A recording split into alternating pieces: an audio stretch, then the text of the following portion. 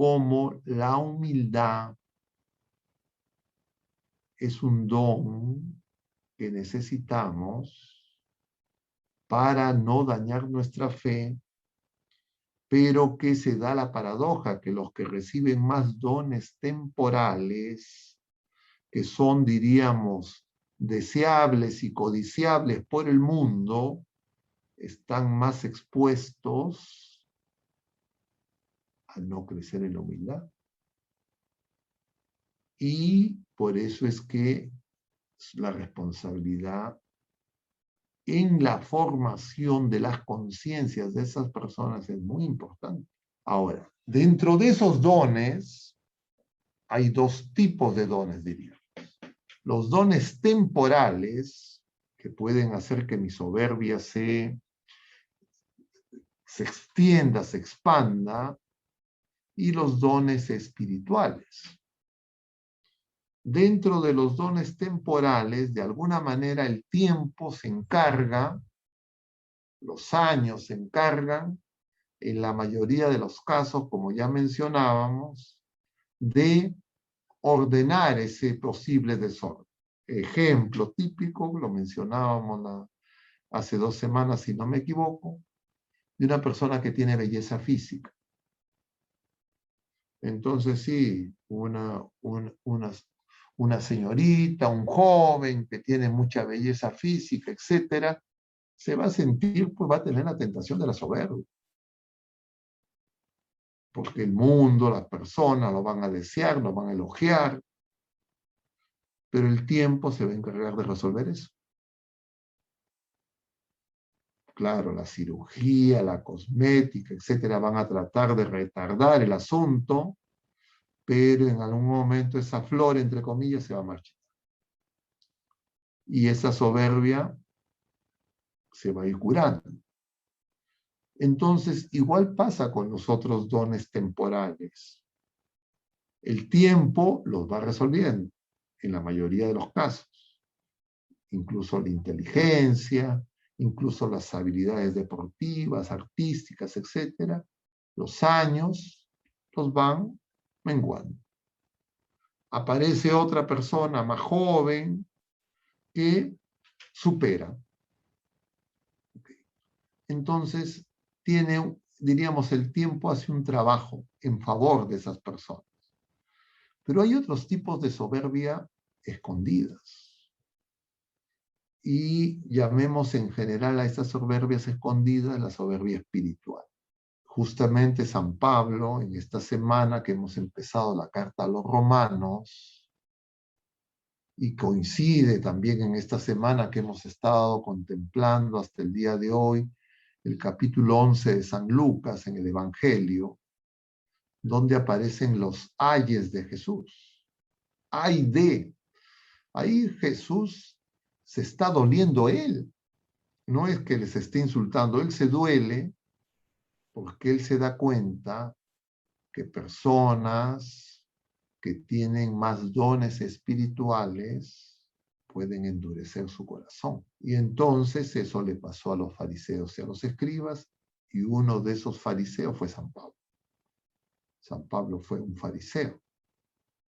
Y entonces los fariseos, ¿cuál era el tema? El pecado de la soberbia. Porque los fariseos se sentían mejores, más buenos, porque cumplían mejor la ley que los demás. Y entonces se sentían que estaban más cerca de Dios.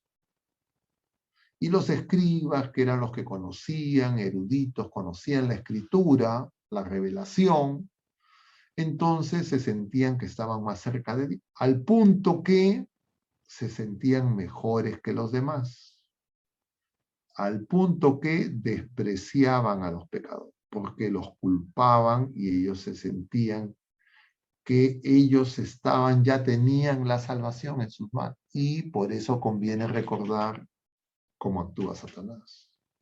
Entonces, cuando uno tiene dones temporales o espirituales, nosotros tenemos que reconocer que eso es gracia, regalo de Dios. Ejemplo, una persona que reza el rosario todos los días, o que va a misa todos los días, o que celebra misa, o que reza el rosario.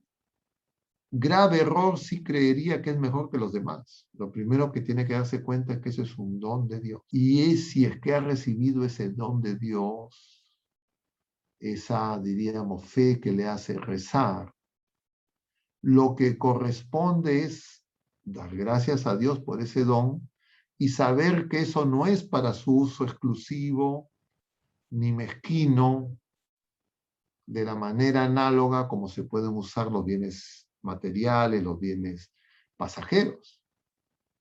Porque en lugar de acercarnos a Dios, nos pueden alejar de Dios. Y por eso es tan importante la humildad.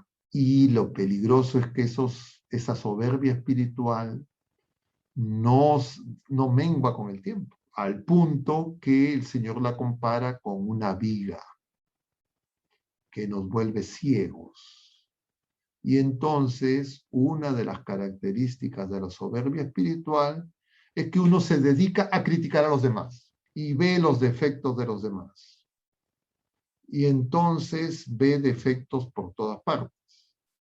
Y efectivamente, en medio del mundo de pecadores, no es difícil ver los defectos de los demás. Ni los defectos, diríamos, de los que están lejos de Dios, ni los defectos de los que creen o creemos que estamos cerca de Dios. Y entonces uno se dedica a criticar a esa persona. Y cuando uno hace eso y uno ve esos errores y no le puede hacer la corrección fraterna, porque esas personas de repente son personajes públicos que yo no conozco, o que son lejanos y por tanto no puedo conversar con ellos para hacerles una corrección fraterna, pero me dedico a hacer las comidillas y decir, uy, qué barbaridad, qué está pasando, qué mira esto, qué el otro. Entonces yo puedo caer en un pecado gravísimo, que muchas veces no me doy cuenta y me creo mejor que los demás y me puedo creer dueño de Dios. Y en ese momento me alejo de Dios muchísimo más. Y por eso el Señor le va a decir a los fariseos, a los escribas y también a nosotros, los clérigos y los laicos comprometidos, las prostitutas y los publicanos los van a preceder, van a ir delante de ustedes. Y efectivamente eso pasó en el pueblo de la Primera Alianza y eso también pasa en el pueblo de la Nueva Alianza, en la Iglesia. Y el Señor por eso es que advierte tanto. En la relación con los derechos, porque uno puede decir, bueno, pero entonces eso significa una actitud pasiva, yo me callo y dejo que la gente obre mal, que la gente promueve el mal, promueve el pecado, y eso es humildad y no decir nada, quedarme callado. No, porque como ya comentábamos en otras ocasiones, se necesita anunciar y denunciar, pero teniendo cuidado que no es lo mismo los actos, los pecados que las personas. El problema es nuevamente nuestras pasiones, porque lo primero que se va a despertar cuando yo veo el mal, el error, las injusticias, no solo humanas, sino contra Dios, en los temas de fe, es una pasión. Voy a sentir una molestia, un fastidio, una cólera. Hasta ahí, la pasión no es estrictamente pecado. Lo que yo decido con eso, ahí es el punto. Si yo, esa cólera, etcétera, esa molestia, esa mortificación emocional, afectiva, lo traduzco en dedicarme a criticar, a hablar con todo el mundo en las redes sociales, ahora multiplicar y decir qué barbaridad, etcétera, etcétera, contra las personas, yo estoy cometiendo un pecado muy grave. Así tenga razón en mi crítica. Porque el asunto no es si tengo razón o no tengo razón, sino si yo soy juez o no soy juez. Si a mí me corresponde el juicio de las personas o no me corresponde el juicio de las personas. El juicio de las personas le corresponde a Dios. Y Jesucristo, que es Dios, nacido de mujer, Él cuando viene en la humildad de la carne, En la humildad del pesebre, en la humildad de nuestra naturaleza, Él no viene como juez. Él viene a salvarnos. Él no viene a condenarnos. No viene a juzgarnos. Eso ocurrirá cuando venga en su gloria y majestad como juez. Y entonces, si Jesucristo no me juzga como persona, ¿quién soy yo? Pero eso no significa que yo no juzgue los actos. A mí me dicen, estoy a favor, en contra del aborto, el aborto es algo bueno, algo malo. Yo tengo que decir que el aborto es un pecado abominable, que el aborto es un engaño satánico, pero eso no significa que yo desprecie a las personas que han caído en ese pecado, ni en ningún otro pecado.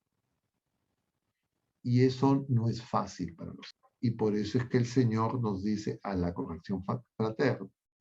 Y Él nos protege de caer en ese juicio, porque nosotros con facilidad nos podemos equivocar.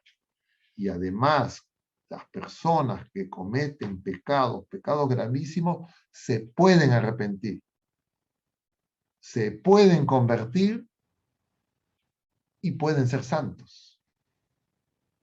Ejemplo, ¿quieren un ejemplo? María Magdalena. Los evangelios dicen, el Señor expulsó 7 demonios. Eso quiere decir, tenía todos los pecados. Y fue la primera que vio a Jesucristo resucitar. Entonces nosotros no tenemos, diríamos, que desubicarnos en nuestra situación de criaturas, no caer en el error o en el engaño de creer que Jesucristo ha perdido los papeles, que se le están escapando las cosas de las manos, que hay algo que está fuera de su control, sino saber que Él tiene una paciencia y que Él conoce y sabe cosas que nosotros no conocemos.